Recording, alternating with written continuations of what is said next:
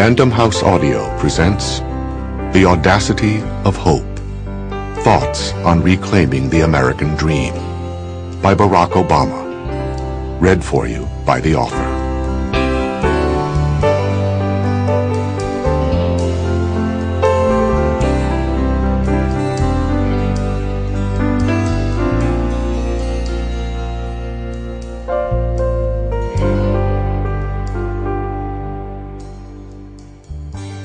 It's been almost 10 years since I first ran for political office. I was 35 at the time, 4 years out of law school, recently married and generally impatient with life.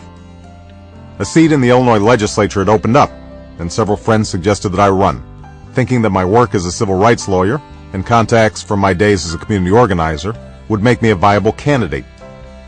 After discussing it with my wife, I entered the race and proceeded to do what every first-time candidate does.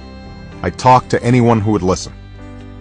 I went to block club meetings and church socials, beauty shops and barber shops. If two guys were standing on a corner, I would cross the street to hand them campaign literature. And everywhere I went, I'd get some version of the same two questions. Where'd you get that funny name? And then, you seem like a nice enough guy. Why do you want to go into something dirty and nasty like politics? In response, I would usually smile and nod, and say that I understood the skepticism, but that there was, and always had been, another tradition to politics. A tradition that stretched from the days of the country's founding to the glories of the civil rights movement. A tradition based on the simple idea that we have a stake in each other, and that what binds us together is greater than what drives us apart. And that if enough people believe in the truth of that proposition and act on it, then we might not solve every problem, but we can get something meaningful done. When I decided to run for the United States Senate, I wasn't so sure of myself. By all appearances, my choice of career seemed to have worked out. After spending my first 2 terms laboring in the minority, Democrats had gained control of the state Senate, and I'd subsequently passed a slew of bills, from reforms of the Illinois death penalty system to an expansion of the state's health care program for kids. I'd continued to teach at the University of Chicago Law School, a job I enjoyed, and was frequently invited to speak around town. I'd preserved my independence, my good name, and my marriage, all of which, statistically speaking, had been placed at risk the moment I set foot in the state capitol. But the years had also taken their toll. Some of it was just a function of my getting older, I suppose. For if you're paying attention, each successive year will make you more intimately acquainted with all of your flaws. The blind spots, the recurring habits of thought that may be genetic or may be environmental, but that will almost certainly worsen with time, as surely as the hitch in your walk turns to a pain in your hip. In me, one of those flaws had proven to be a chronic restlessness, an inability to appreciate, no matter how well things were going, those blessings that were right there in front of me. It's a flaw that's endemic to modern life, I think. Endemic, too, in the American character. In any event, it was as a consequence of that restlessness that I decided to challenge a sitting Democratic incumbent for his congressional seat in the 2000 election cycle. It was an ill-considered race, and I lost badly, the sort of drubbing that awakens you to the fact that life is not obliged to work out as you'd planned. At some point, I arrived at an acceptance of my limits, and in a way, my mortality. I refocused on my work in the state Senate, and took satisfaction from the reforms and initiatives that my position afforded. I spent more time at home, and watched my daughters grow, and properly cherished my wife, and thought about my long-term financial obligations. I exercised and read novels, and came to appreciate how the earth rotated around the sun, and the seasons came and went without any particular exertions on my part. And it was this acceptance, I think, that allowed me to come up with the thoroughly cockeyed idea of running for the United States Senate. An up or out strategy was how I described it to my wife. One last shot to test out my ideas before I settled into a calmer, more stable, and better paying existence. And she, perhaps more out of pity than conviction, agreed to this one last race, though she also suggested that given the orderly life she preferred for our family, I shouldn't necessarily count on her vote. Freed from worry by low expectations, my credibility bolstered by several helpful endorsements, I threw myself into the race with an energy and joy that I thought I had lost. I hired 4 staffers, all of them smart, in their 20s or early 30s, and suitably cheap. We found a small office, printed letterhead, installed phone lines and several computers. 4 or 5 hours a day I called major Democratic donors and tried to get my calls returned. I held press conferences, to which nobody came. We signed up for the annual St. Patrick's Day parade and were assigned the parade's very last slot, so that my 10 volunteers and I found ourselves marching just a few paces ahead of the city's sanitation trucks, waving to the few stragglers who remained on the route, while workers swept garbage and peeled green shamrock stickers off the lampposts.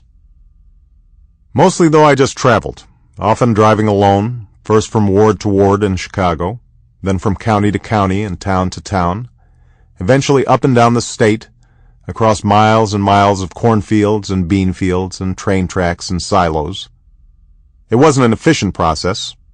Without the machinery of the state's Democratic Party organization, without any real mailing list or internet operation, I had to rely on friends or acquaintances to open up their houses to whomever might come, or to arrange for my visit to their church, union hall, bridge group, or Rotary Club. Sometimes, after several hours of driving, I would find just 2 or 3 people waiting for me around a kitchen table. I would have to assure the hosts that the turnout was fine and compliment them on the refreshments they'd prepared. Sometimes I would sit through a church service and the pastor would forget to recognize me, or the head of the local union would let me speak to his members just before announcing that the union had decided to endorse someone else. But whether I was meeting with 2 people or 50, whether I was in one of the well-shaded, stately homes of the North Shore, a walk-up apartment on the West Side, or a farmhouse outside Bloomington, whether people were friendly, indifferent, or occasionally hostile, I tried my best to keep my mouth shut and hear what they had to say. I listened to people talk about their jobs, their businesses, the local school, their anger at Bush and their anger at Democrats, their dogs, their back pain, their war service, and the things they remembered from childhood. Some had well-developed theories to explain the loss of manufacturing jobs or the high cost of health care. Some recited what they'd heard on Rush Limbaugh or NPR.